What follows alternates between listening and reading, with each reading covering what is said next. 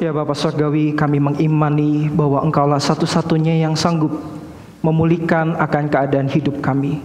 Biarkanlah Engkau juga saat ini berbicara kepada kami secara pribadi melalui kebenaran firman-Mu. Biarkanlah kami boleh digerakkan kembali untuk menjadi anak-anak-Mu yang melihat kepada kasih karunia Allah yang telah menghidupkan kami. Biarkanlah Roh Kudus menolong kami untuk bisa memahami akan setiap isi hati Tuhan yang disampaikan hari ini. Dalam nama Tuhan Yesus kami berdoa. Amin. Silakan duduk kembali Bapak Ibu Saudara yang terkasih. Bapak Ibu Saudara, hari ini saya gentar untuk menyampaikan firman Tuhan.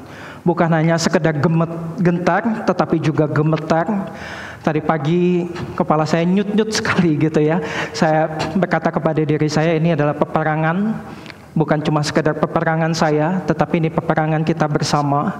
Dan ini adalah peperangan rohani yang perlu kita sadari bahwa kita tidak akan pernah bisa menangkan seorang diri, tapi kita bisa bersama dengan Tuhan kita.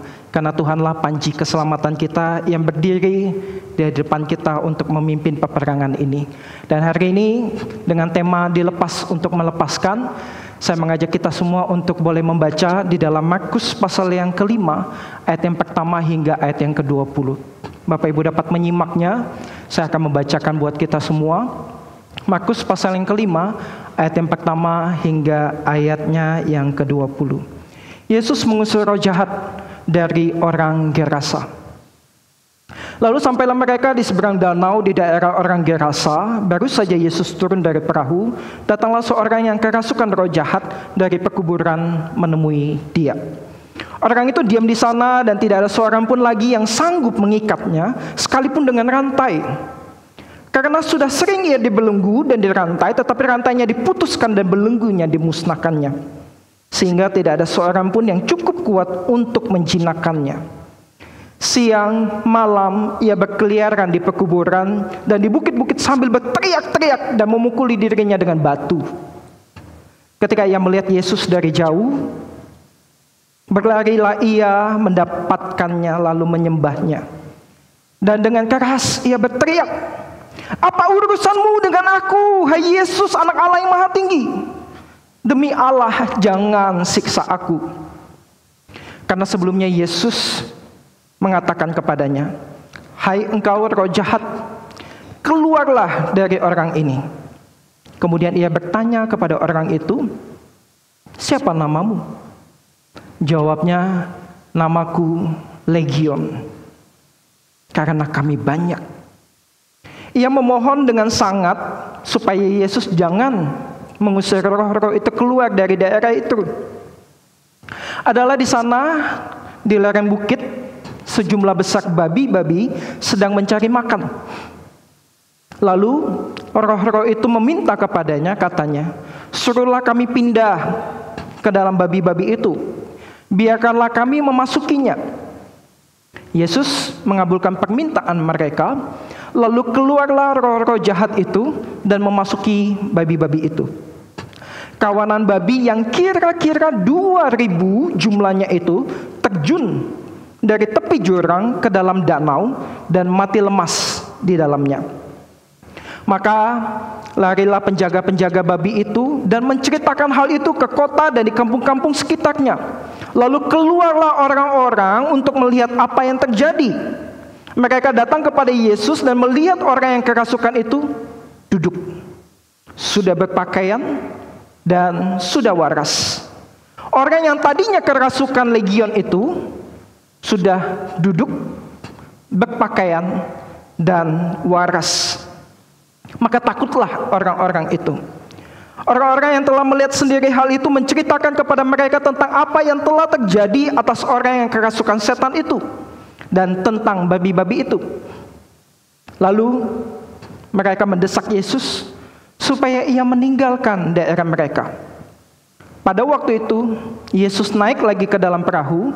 Orang yang tadinya kerasukan setan itu meminta supaya ia diperkenan menyertai dia. Yesus tidak memperkenannya, tetapi ia berkata kepada orang itu, "Pulanglah ke rumahmu, kepada orang-orang sekampungmu, dan beritahukanlah kepada mereka segala sesuatu yang telah diperbuat Tuhan atasmu, dan bagaimana Ia telah mengasihanimu. Dan orang itu pun pergi dan mulai memberitakan di daerah Dekapolis segala apa yang telah diperbuat Yesus atas dirinya, dan mereka semua menjadi heran. Bapak Ibu Saudara, Markus di dalam konteks bacaan kita pasal 5 ini sebelumnya mencatatkan tentang Yesus yang memberikan pengajaran dan menyampaikan perumpamaan tentang bagaimana benih itu jatuh ke tanah yang baik, yang berbatu, dan juga di tepi jalan yang direnggut oleh gagak. Benih yang tumbuh di tanah yang baik, bertumbuh, berbuah, menghasilkan benih-benih yang lainnya. Dan juga Yesus juga memberikan perumpamaan tentang terang yang tidak bisa disembunyikan. Orang menyalakan pelita dan tidak meletakkannya di bawah gantang atau tersembunyi.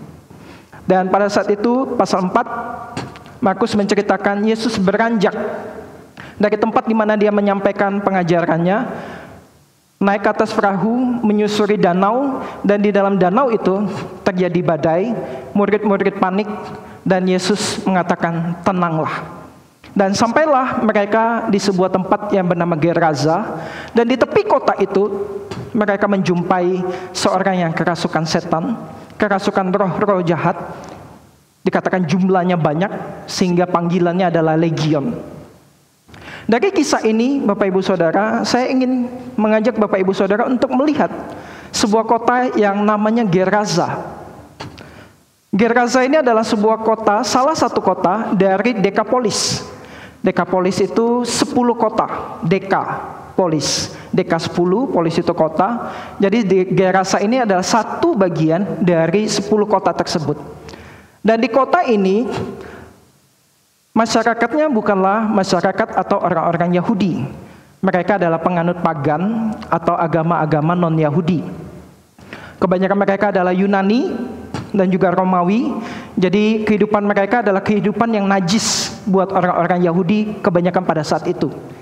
Jadi kalau saya membayangkan saya jadi para murid yang berada di atas perahu pada saat itu, ketika menyusuri danau dan ketika tahu akan berangkat ke kota Gerasa dan terjadi badai, mungkin di dalam pikiran saya adalah ini kutuk dari Allah. Karena kita akan menuju ke sebuah kota yang najis, kota yang penuh dengan hal-hal yang buruk. Kota ini bukan kota yang jelek secara fisik Bapak Ibu, tetapi kota yang sangat sejahtera. Di sana ada begitu banyak teater-teater batu-batuan, tempat gladiator, jalan yang sangat baik karena di bawah pemerintahan Romawi. Semuanya sejahtera. Tetapi konteks hidup masyarakat pada saat itu adalah konteks hidup yang najis buat orang Yahudi. Sehingga orang Yahudi jarang sekali mau bersinggungan dengan orang-orang yang ada di kota Dekapolis. Dan ketika Yesus datang ke tempat itu, kita dapat melihat bahwa ada intentional, ada tujuan mengapa Yesus menghampiri kota ini.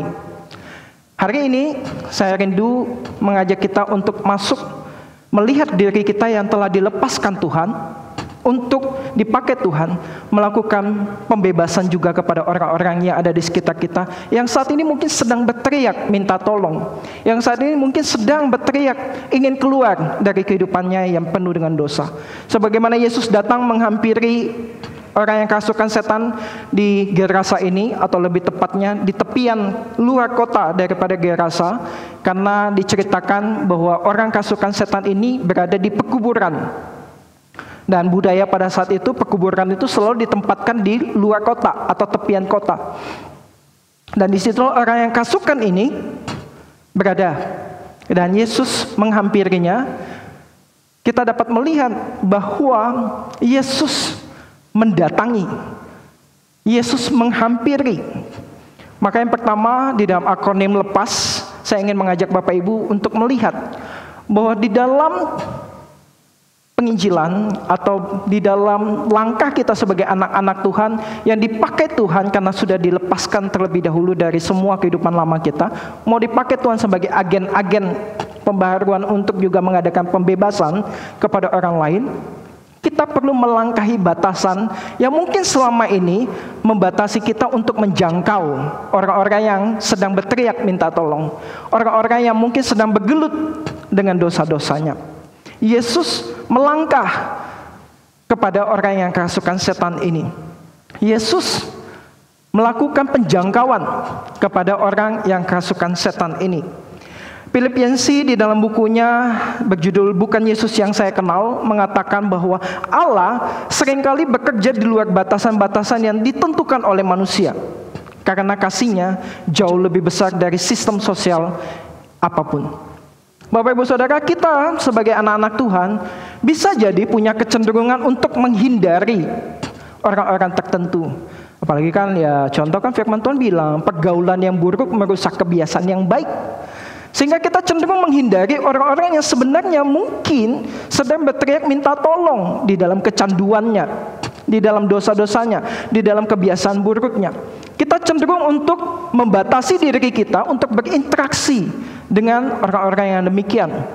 Atau kita mungkin cenderung menutup diri karena kita mungkin berpikir, dia susah, dia galak, dia nggak bisa dinasehati, dia nggak bisa ditegur, dia nggak bisa diomongin.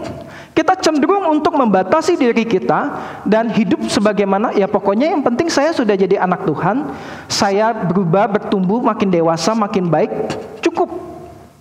Tetapi ternyata Bapak Ibu Saudara, Tuhan ingin kita mengambil extra miles-nya kita, melangkah lebih jauh, bukan hanya sekedar dilepaskan, diselamatkan, diperbaharui oleh Tuhan, tetapi Tuhan juga mau kita dipakai untuk melakukan penjangkauan kepada mereka yang saat ini sedang berteriak meminta tolong dari setiap keterikatan mereka, yakni dosa-dosa mereka.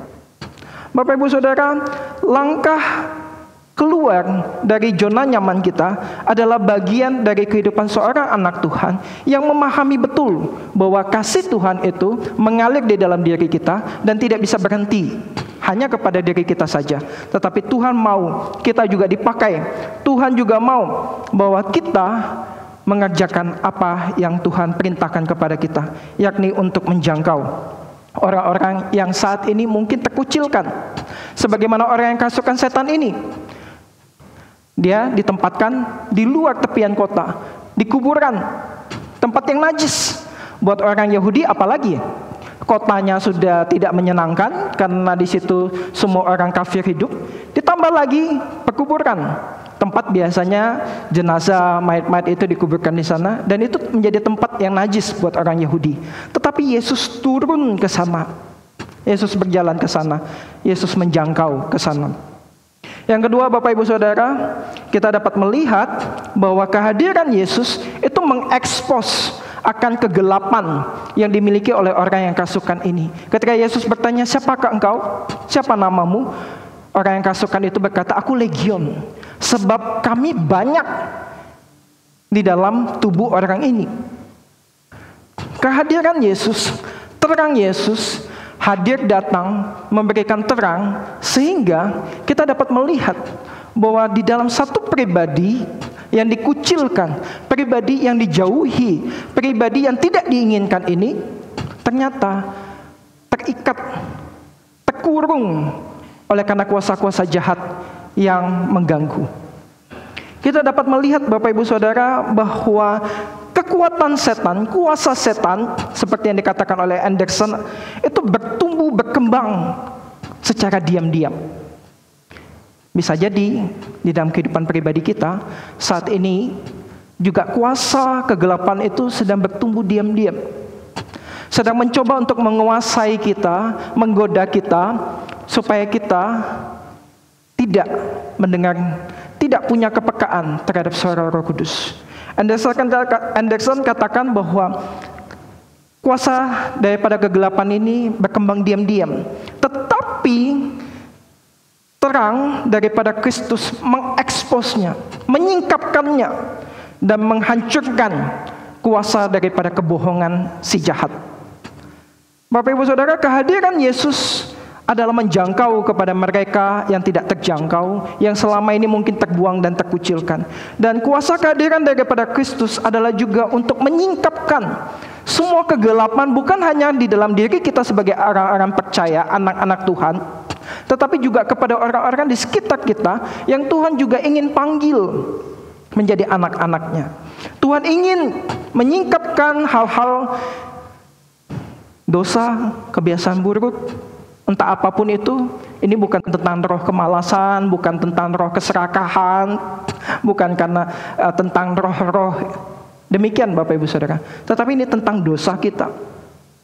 Tentang dosa kita. Tuhan menyingkapkannya supaya kita punya kesadaran bahwa ini bukan tentang diri kita, tapi ini tentang Allah yang telah menyingkapkan hal tersebut dan menarik kita keluar dari lumpur dosa kita yang mengikat kita. Kehadiran Yesus bagi orang yang berdosa itu, bagi orang yang kerasukan itu, hadir menyingkapkan bahwa pribadi itu adalah pribadi yang dipenuhi dengan kuasa-kuasa jahat. Dan yang ketiga Bapak Ibu Saudara, kita dapat melihat bahwa kehadiran Tuhan Yesus itu memberikan pemulihan total kepada pribadi yang kerasukan ini.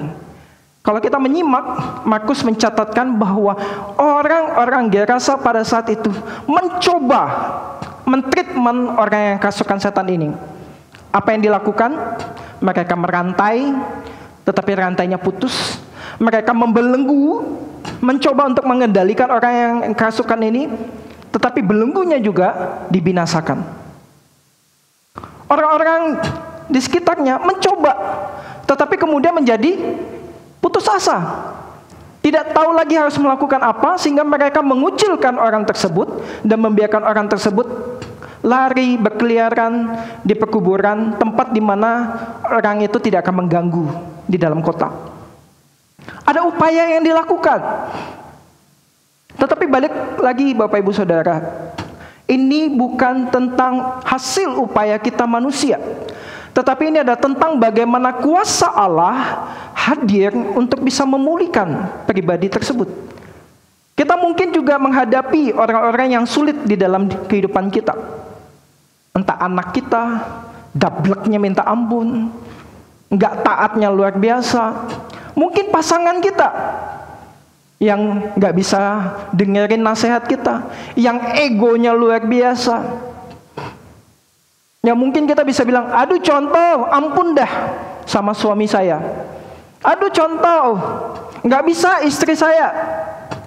Aduh contoh anak saya, aduh itu kalau waktu kecil tak jeblek aja gitu. Biasanya gitu kan ya, orang tua ya. Biasanya kalau tahu kayak gini, mendingan dari kecil cekek aja. Udah nggak ada cara yang bisa dilakukan. Bolak-balik dinasehati akan jatuh kepada dosa yang sama, akan jatuh kepada kebiasaan yang sama. Putus asa. Orang-orang Gerasa pun demikian Bapak Ibu Saudara. Mereka juga putus asa dengan satu orang yang kerasukan ini. Apalagi kuasanya dikatakan luar biasa. Begitu banyak roh di dalamnya, sehingga dia disebut sebagai legion. Kehadiran Tuhan ternyata memulihkan pribadi yang sulit ini, yang secara manusia nggak masuk logika. Dableknya luar biasa, mohon maaf, brengseknya luar biasa. Yang bolak-balik jatuh kepada dosa yang sama, yang kayaknya bebal banget, jatuh pada hal yang sama. Tetapi ternyata ketika Tuhan hadir, ketika Tuhan menyapa, ketika kasih Tuhan itu menyinari kegelapan dirinya, Markus mencatatkan orang yang kerasukan setan ini duduk dengan tenang, menggunakan pakaian, dan menjadi waras.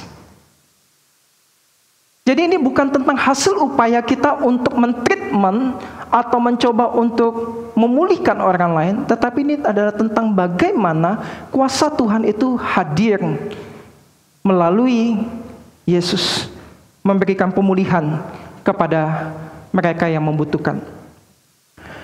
Tim Chester di dalam bukunya You Can Change mengatakan bahwa Injil itu bukan hanya sekedar pesan tentang pembenaran, tetapi Injil juga adalah tentang pemulihan, restorasi.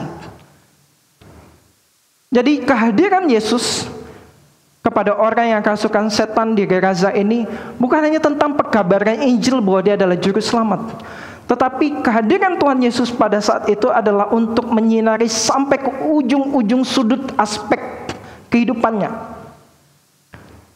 Dia yang lumpuh Kalau kita lihat bagaimana kuasa dosa merusak manusia, kita melihat orang yang kerasukan setan ini dituliskan dia berlari-lari memukul dirinya dengan batu. Dia menyakiti dirinya sendiri. Dan bukan hanya menyakiti diri secara fisik, tetapi juga secara relasi pribadi ini lumpuh. Dia dikucilkan, dia dijauhi. Mungkin keluarganya juga nggak mau kenal, keluarganya juga nggak mau bertanggung jawab terhadap perilaku daripada orang yang kerasukan setan ini. Tetapi kehadiran Yesus menyentuh, memulihkan secara fisik dan juga secara relasi. Kita akan dapat melihat bagaimana Yesus memanggil orang yang kerasukan setan ini dipulihkan dan kemudian menjadi alat untuk perkabaran Injil Tuhan. Kita melihat bahwa apa yang menjadi upaya manusia atau orang-orang Gerasa pada saat itu untuk mengendalikan pribadi ini, itu tidak berhasil. Tetapi kasih karunia Tuhan yang memberikan pemulihan yang total kepada mereka yang membutuhkan. Larry Crabb dalam bukunya Connecting juga mengatakan Yesus tidak hanya menyelamatkan jiwa, tetapi memulihkan totalitas manusia. Pikiran, perasaan, relasi, dan juga identitasnya. Yang keempat, Bapak Ibu Saudara, mari ketika kita menyadari bahwa Tuhan yang pertama-tama menyapa kita dengan kasih karunia-Nya melepaskan kita dari setiap dosa pelanggaran kita, kita bisa menemukan bahwa ternyata Tuhan juga memanggil kita untuk melakukan pembebasan kepada orang-orang yang ada di sekitar kita. Mari kita arahkan hidup kita kepada panggilan yang baru. Mari kita menyadari bahwa seperti yang John Calvin katakan, Allah tidak menyelamatkan kita hanya untuk sekedar duduk di gereja saja, tetapi untuk diutus kembali ke tengah-tengah dunia. Kalau Bapak Ibu Saudara mengingat, beberapa waktu yang lalu, mungkin tahun yang lalu, saya pernah menyampaikan firman Tuhan tentang Yesus yang kita penjarakan di dalam gereja. Oleh karena kenapa? Oleh karena kita kerap kali enggan untuk membawa pulang Yesus ke dalam rumah kita, untuk kita perjumpakan dengan pasangan kita, untuk kita perjumpakan dengan anak-anak kita. Oleh karena apa? Oleh karena kita enggan membawa pulang Yesus dari gereja ini ke tempat kita bekerja. Oleh karena kita enggan membawa pulang Yesus ke tempat di mana kita biasa berinteraksi. Tempat kita main, tempat kita ngopi, tempat kita kumpul-kumpul. Kita enggan membawa pulang Yesus. Karena bisa jadi kita malu, kita ini pengikut Yesus. Bisa jadi kita malu dengan diri kita sendiri karena kita merasa kita belum layak untuk jadi anak-anak Tuhan. Siapa saya contoh menginjili orang? Siapa saya contoh? Saya kan bukan tim penginjilan. Saya bukan timnya Pak Iwan, contohnya timnya contoh Eka. Saya jemaat biasa contoh. Kita memenjarakan Yesus di tengah-tengah gereja ini karena kita enggan membawa pulang Kristus di dalam kehidupan sehari-hari kita. Bapak Ibu Saudara, Tuhan memanggil kita untuk membagikan Yesus yang telah hadir di dalam diri kita. Keselamatan bukanlah akhir, melainkan awal daripada hidup yang dipanggil untuk menjadi saksi daripada Tuhan. Bapak Ibu Saudara, jikalau kita melihat orang yang kerasukan setan ini, untuk diselamatkan itu biayanya mahal. Kenapa mahal? Karena untuk satu orang yang kerasukan ini, berapa babi yang mesti dikorbankan? Berapa Bapak Ibu? 2.000 babi. Jadi untuk menyelamatkan satu jiwa harganya mahal. Memang penginjilan itu mahal. Coba kita hitung-hitungan ya. 1 ekor babi kira-kira berapa? 1 juta? 2 juta? Ada yang biasa jual beli babi? 1,5 juta? Oh 3 juta. Oh 3 juta. Kita pukul rata 3 juta deh Bapak Ibu. Kali 2.000. Berapa harga yang harus dibayar untuk satu jiwa? 6 miliar. Padahal babinya itu bisa disaksang, bisa dikecapin, bisa dirica-rica, bisa dipanggang, bisa jadi kinawo, bisa jadi tinarangsak, bisa apa aja banyak. Bisa jadi syobak gitu kan ya. Bisa jadi macam-macam. Sebagai orang Gerasa pada saat itu saya bisa membayangkan, waduh rugi nih, gara-gara dia kita jadi puasa makan babi nih. 2.000 ekor babi.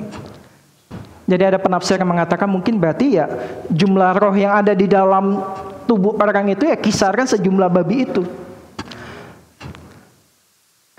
Dan Bapak Ibu, kalau kita menyimak, ini bukan berarti Tuhan Yesus itu negosiasi sama iblis, tidak. Tuhan Yesus mempersilahkan dia untuk masuk ke babi-babi itu. Tetapi kemudian babi-babi itu terjun dan membinasakan diri. Untuk menyelamatkan satu jiwa, harganya mahal sekali Bapak Ibu Saudara. Tuhan gak tuntut 6M dari kita, enggak. Tuhan menuntut hati kita untuk bayar harga. Untuk menjangkau mereka yang mungkin selama ini kita bencinya luar biasa. Papa saya contoh gak bisa diomongin contoh, keras kepalanya luar biasa. Istri saya gak bisa contoh, ampun-ampun deh. Saya ngomong 1 kata, 1000 kata keluar dari dia. Suami saya gak bisa contoh, gengsinya luar biasa.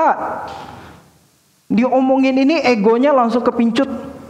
Langsung deh pergi ke biliar, kemana, sambil mabok-mabokan segala macam. Gak bisa contoh. Tetapi inilah harga yang harus dibayar Bapak Ibu Saudara. Ini harga yang Tuhan minta untuk kita bayar, korbankan, untuk menyelamatkan satu jiwa yang Tuhan sedang percayakan kepada kita. Bapak Ibu tahu, pemulihan total oleh karena kondisi keberdosaan ini adalah satu kondisi yang sangat luar biasa, akan mendatangkan sukacita dan juga ucapan syukur. Tadi pagi saya cerita tentang saya waktu kelas 3 atau kelas 4 SD. Ini Harry kecil yang senang bermain. Kalau Bapak Ibu ada di zaman saya atau mungkin relevan dengan permainan dakocan, gambar dakocan. Itu gambar-gambar yang dipotong. Lalu kami mainnya itu bisa macam-macam. Bisa cah. Kalau di cah itu siapa yang tertutup kalah, yang gambarnya di depan di atas itu yang menang, boleh ngambil yang kalah, atau mungkin ditaburkan, pilih yang buka berapa, yang ketutup berapa, itu yang menang yang ngambil. Dan satu waktu karena saya waktu kecil itu keluarga kontraktor, tiap tahun tuh pindah ngontrak. Jadi satu waktu saya tinggal di Jeruju, Bapak Ibu yang tinggal di Pontianak mungkin tahu wilayah ini. Dan di Jeruju ini ya di pertemanan itu gang, biasanya pertemanan saya yang nggak lebih dari 1 tahun. 1 tahun selesai gitu ya, karena kontraktor pindah-pindah. Dan suatu waktu saya main dakocan ini, dan saya main dengan satu kakak yang mungkin dia pada saat itu remaja, karena dia putus sekolah, nggak sekolah SD nggak selesai. Jadi dia ini ya bisa bilang cukup sering diledek juga segala macam, dan juga angkut-angkut premannya sana lah gitu ya. Jadi saya main sama dia, biasanya saya main sama teman-teman sepantaran saya selalu menang. Tapi kali ini saya main sama dia kok kalah. Biasanya makin kalah itu makin panas kan ya Bapak Ibu Saudara ya. Dan ketika dewasa ini saya tahu itu bakat-bakat judi dari siapa gitu ya. Itu dari mama yang memang terjerumus dengan hal yang itu. Ketika main saya kalah satu tumpuk panas. Main lagi kalah lagi 2 tumpuk. Sampai akhirnya habis. Lalu saya main lagi sama teman kakak itu. Lalu saya bilang habis sudah. Terus kakak itu bilang, udah gini aja gampang, kamu ngutang daripada kamu pergi beli dulu, gunting dulu, kamu ngutang aja, santai aja sama saya, tenang. Akhirnya saya main dari 1 tumpuk kalah 2 tumpuk, kalah jadi 4 tumpuk, sampai akhirnya kalah 6 tumpuk. Lalu saya bilang, aduh udah gak punya uang lagi. Kakak ini bilang gini, besok saya datang, saya tagih kamu ya 500. Waktu itu uang 500 itu uang yang besar Bapak Ibu buat anak kecil di tahunnya saya. Jadi kakak itu bilang, nanti saya datang, kamu cicil aja, nggak apa-apa, cicil aja 500 1 hari. Besok dia datang, sebelum saya berangkat sekolah itu biasanya sudah di pagar, sudah manggil nama saya, dan di situ biasanya saya serahin uang saku saya untuk bayar hutang. Lalu setelah bayar, si kakak itu ngajak main lagi, ayo main lagi. Saya bilang, aduh saya nggak punya uang lagi, ini aja masih ngutang. Ya dosa Bapak Ibu Saudara ya, dia punya keterikatan dan punya magnetnya. Kakak itu bilang, tenang, kamu utang aja lagi, nggak apa-apa, nanti saya ambil, kamu cicil aja. Wah, terus kakak itu bilang, ini jebakannya. Kakak itu bilang, siapa tahu kamu menang. Kalau menang lunas, kamu nggak perlu bayar lagi.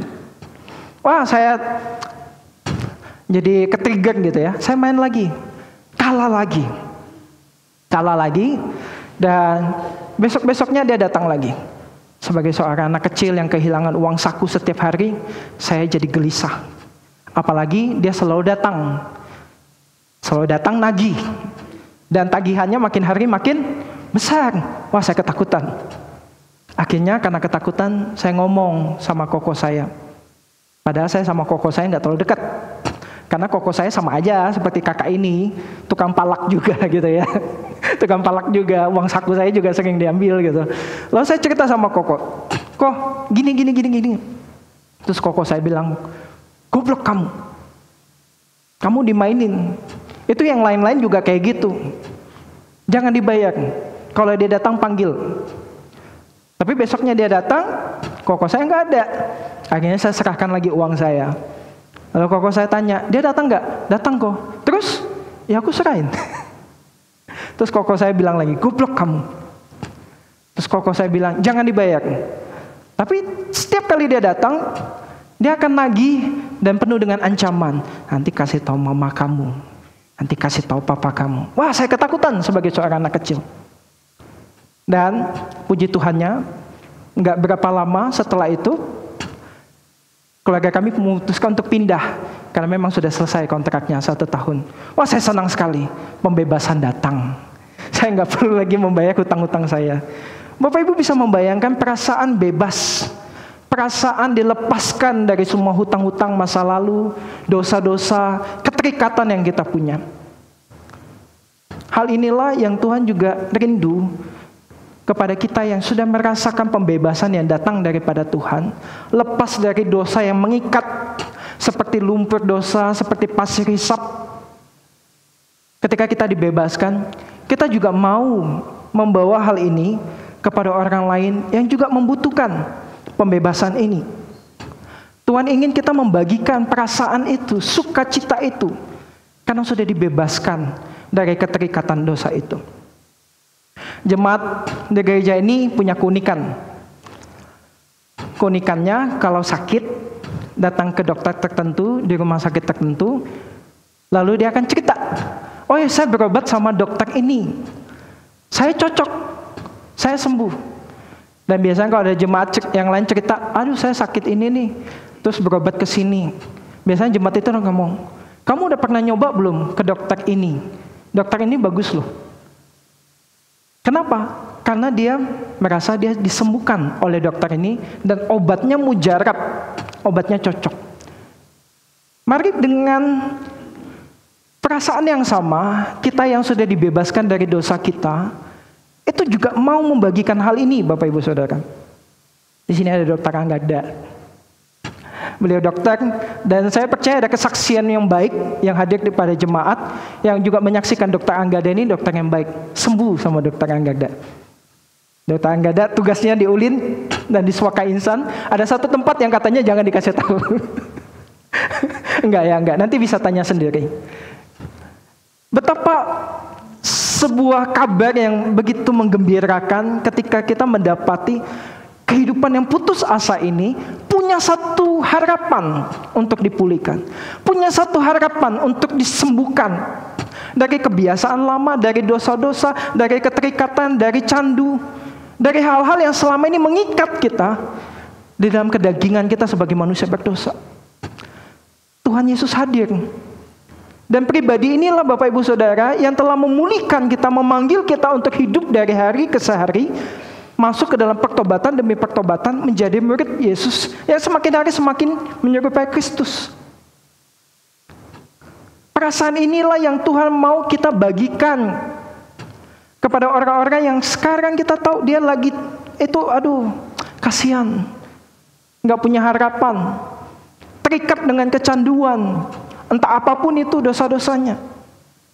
Tuhan mau kita membagikannya, sebagaimana Yesus tidak memperkenan orang yang kerasukan itu untuk datang mengikut dia, melayani dia pada saat itu. Tetapi justru Yesus mengarahkan dia untuk pulang. Ceritakan apa yang kau alami. Ceritakan Allah yang mengasihanimu itu, yang memulihkanmu itu, yang membuat engkau kembali waras itu kepada orang-orang di kampungmu. Dan bukan hanya di kampung, tetapi orang-orang di 9 kota lainnya. Di Dekapolis ini, 10 kota ini. Kita bisa melihat bahwa Markus mencatatkan pribadi ini, menyampaikan, menyaksikan apa yang terjadi dengan dirinya, dan siapa yang menyapanya, memulihkannya dari semua keterikatan roh-roh jahat tersebut. Pribadi ini dipakai Tuhan dengan luar biasa. Pribadi ini jadi misionaris bagi orang-orang non-Yahudi pada saat itu di kota Dekapolis. Bapak Ibu Saudara, David Platt dalam bukunya Radikal itu nggak pakai basa-basi, dia ngomong begini: semua orang Kristen adalah misionaris. Semua orang Kristen adalah misionaris. Tidak bisa tidak, kita perlu mengabarkan Injil yang sudah kita terima, yang sudah memulihkan kehidupan kita, yang sudah mempertobatkan kita. Kita perlu menjadi misionaris yang menyampaikan akan kabar baik ini kepada orang-orang di sekitar kita. Kita perlu sampaikan kabar sukacita ini kepada orang-orang yang di sekitar kita. Pak Stephen Tong menyampaikan seseorang yang tidak bersaksi setelah mengalami anugerah seperti orang yang menemukan obat mujarab tetapi memilih diam. Bapak Ibu yang sembuh nih datang ke dokter Anggada, wah dokter Anggada hebat tuh. Tapi takut dia rame, takut nanti kalau datang sama dia lagi ngantri. Jadi jangan kasih tahu siapa-siapa, diam aja. Biar dokter Anggada jadi dokter pribadinya. Gak bisa Bapak Ibu Saudara. Justru kita perlu mengabarkan saya sembuh di dalam Yesus. Kita perlu sampaikan kepada orang-orang supaya orang-orang juga datang kepada Yesus. Jangan sampai kita jadi Kristen yang egois. Kristen yang menyalakan pelita lalu meletakkannya di bawah gantang supaya tidak dilihat, tidak disaksikan oleh orang-orang yang lain. Kesaksian pribadi ini bukan tentang kehebatan kita, Bapak Ibu Saudara, tetapi tentang pribadi yang telah menyentuh kehidupan kita. Niles itu juga ngomong dengan perumpamaan yang nyelekit. Perumpamaannya seperti ini, Bapak Ibu Saudara. Penginjilan itu sama seperti seorang pengemis yang menyampaikan kepada pengemis yang lain di mana dan kepada siapa dia bisa dapat roti. Jadi Niles ngomong kepada kita orang-orang Kristen, kita ini sudah dapat roti hidup. Kita ini sudah dapat makanan rohani yang begitu melimpah. Tapi kita akan jadi orang yang egois kalau kita cuma berdiam diri dan tidak memberitahu kepada orang lain. Di situ engkau akan dapatkan roti hidup. Di situ engkau akan dapatkan air kehidupan yang akan memuaskan engkau dan tidak akan lagi membuat engkau haus. Kita akan jadi pengemis-pengemis yang egois kalau kita tidak memberitakan di mana kita dapat menemukan roti hidup itu, yakni Tuhan kita Yesus Kristus. Saya tutup firman Tuhan hari ini dengan kisah ban bocor. Bapak Ibu ada yang pernah ngalami ban bocor? Boleh angkat tangan? Lumayan ya, tadi pagi sedikit. KU2 lumayan nih yang ngalami ban bocor. Saya khususnya di Banjarmasin ini paling sering ngalamin ban bocor, nggak tahu kenapa. Apakah karena jalannya atau memang banyak paku yang tersebar di jalan begitu ya. Tapi saya sering banget ngalamin ban bocor di sini. Ban bocor itu kalau bocor harus diapain? Tambal? Ganti. Tambal atau ganti? Kalau tambal, bocor halus masih bisa ditambal. Kalau tambal, ya mungkin sakunya bocor. Jadi mohon maaf nggak punya duit ya, mau nggak mau tambal begitu kan ya. Tapi kalau punya uang pasti ganti. Supaya apa? Supaya nggak bocor-bocor lagi. Supaya perjalanannya lebih luas, lebih leluasa. Namun sayangnya Bapak Ibu Saudara, kita manusia yang berdosa ini kerap kali hanya menambal kebocoran yang terjadi di dalam kehidupan kita. Ada dosa di dalam diri kita kerap kali enggak menerima pergantian yang utuh, yang seutuhnya. Pertobatan kita kerap kali hanya tambal sulam. Kenapa? Kenapa Bapak Ibu? Karena ya kan contoh bisa servis, tiap minggu juga kita pengakuan dosa, benar nggak? Hari ini berdosa, minggu ini nanti juga contohnya pimpin doa pengakuan dosa, tambal. Tapi besok, Selasa, Rabu, Kamis jatuh lagi. Melakukan hal yang sama lagi, dosa yang sama lagi. Kerap kali kita hanya tambal ulang. Padahal Tuhan menawarkan untuk mengganti. Sebab Tuhan jadikan kita manusia baru. Tuhan minta kita tanggalkan manusia lama kita. Tuhan gak mau kita cuma hanya tambal sulam atas semua dosa-dosa, pelanggaran-pelanggaran kita, kebiasaan-kebiasaan buruk kita. Tuhan sediakan ban baru buat kita. Tapi pertanyaannya, kita mau gak ganti ban baru itu? Atau kita masih nyaman-nyaman aja dengan ban yang ditambal-tambal itu? Dan setelah kita tahu bahwa kepada Yesus kita bisa ganti ban kita utuh supaya perjalanan kita lebih mulus. Kalau ada orang yang saat ini sedang bocor bannya, sedang kesulitan, motornya mogok karena bannya bocor, sedang jalan, Bapak Ibu jumpa dengan orang ini, Bapak Ibu akan ngomong apa? Kasihan deh lu hidup dalam dosa gitu. Enggak kan ya? Bapak Ibu pasti akan bilang, di sana ada tempat untuk mengganti ban. Enggak jauh. Saya antarin kamu. Saya bantu kamu. Saya ikutan dorong sama kamu. Mari kita mau tuntun mereka yang saat ini sedang membutuhkan pertolongan. Mari kita memberikan diri kita untuk bisa jadi pekabar-pekabar Injilnya Tuhan kepada mereka yang saat ini mungkin sedang berteriak minta tolong, kesulitan di dalam hidupnya, karena dia nggak bisa lepas dari dosa-dosanya. Dia bolak-balik hanya tambal sulam saja dosa-dosanya. Mari kita jadi pribadi-pribadi yang mengabarkan kabar Injil sukacita ini kepada mereka yang membutuhkan. Orang yang kerasukan setan ini dipakai Tuhan untuk bisa mempertobatkan orang-orang di Dekapolis. 10 kota metropolitan yang besar, kota yang hidup dengan semaunya, kota yang penuh dengan hingar-bingar dunia. Tuhan utus satu orang ini yang telah dipulihkan. Dia yang dikucilkan, dipakai Tuhan untuk mengabarkan Injil. Dia yang terbuang, dipilih Tuhan untuk mengabarkan Injil. Kisah dari Gerasa kepada Dekapolis ini adalah tentang dari keruntuhan hati kepada pelepasan yang sejati. Henry Nouwen menyampaikan bahwa orang yang sungguh-sungguh mengalami Injil tidak mungkin hanya diam.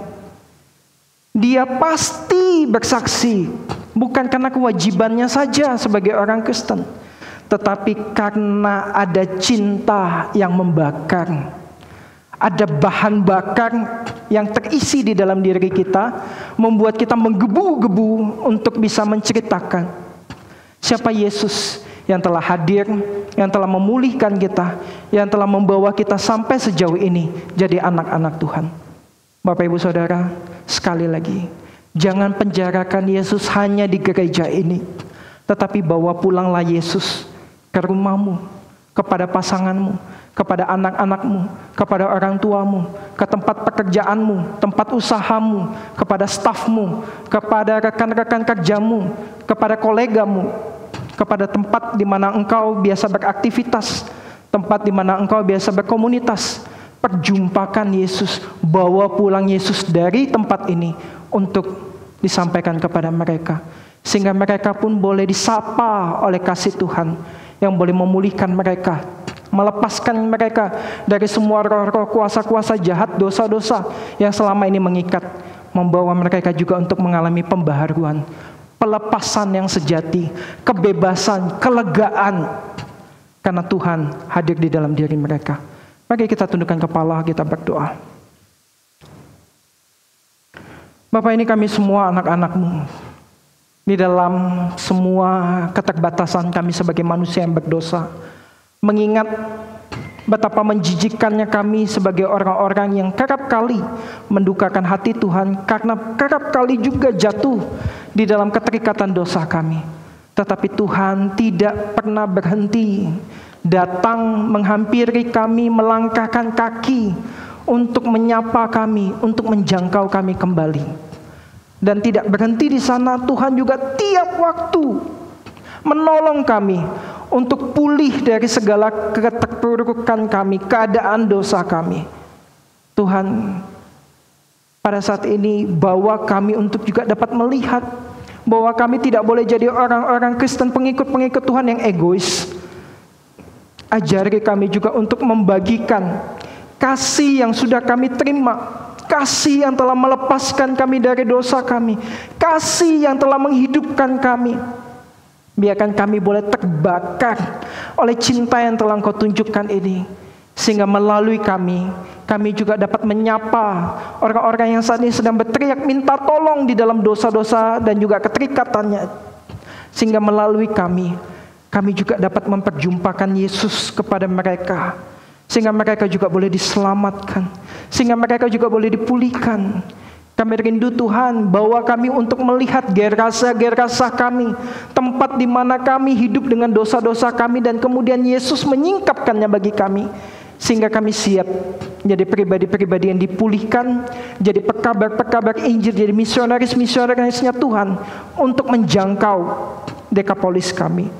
Siapapun itu Tuhan, berikan satu nama di dalam hati kami, sehingga kami boleh menjangkau mereka dan membagikan anugerah Tuhan kepada mereka. Ini doa kami di dalam nama Tuhan Yesus Kristus. Kami berdoa. Amin.